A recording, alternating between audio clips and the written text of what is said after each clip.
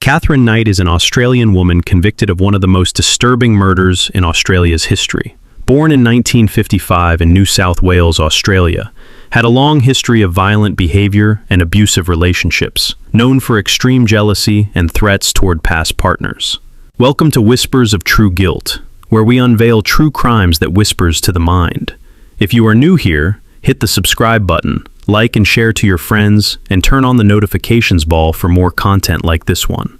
In February 2000, a quiet mining town in New South Wales, Australia, became the center of one of the most shocking murder cases in the country's history. Catherine Knight was 44 years old. She had spent much of her life working in slaughterhouses and meat processing plants, jobs that required skill with knives and a tolerance for blood. Those who knew her often described her as intense, volatile, and fiercely jealous in relationships. Her past included violent arguments and threats toward former partners, but nothing had prepared the town for what would happen next.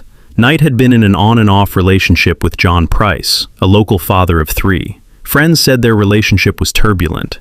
There were reports of arguments, breakups, and reconciliation.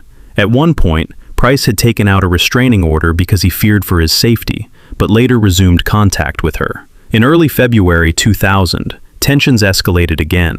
After an argument, Price reportedly told co-workers he was worried about what Knight might do. Still, he allowed her back into his home shortly before the fatal night.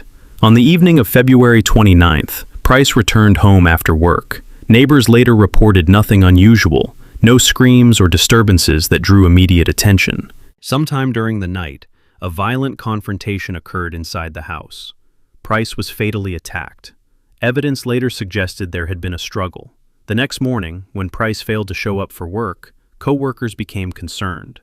Eventually, police were called to the home in Aberdeen. What officers found inside shocked even seasoned investigators. The scene was deeply disturbing, and unlike typical homicide cases. The level of post-mortem actions taken after the killing set this case apart and contributed to its notoriety across Australia. Police arrested Catherine Knight at the house shortly after. She was found in a state described as detached and calm. Because of the extreme nature of the crime, details were widely reported in Australian media, but they were also considered among the most gruesome in the country's criminal history. The questions has been, this case raises uncomfortable questions. Why do some people ignore repeated red flags? How does long-term exposure to violence shape someone's psychology? At what point do warning signs become life-threatening? Catherine Knight's past was filled with escalating aggression. Each relationship seemed to intensify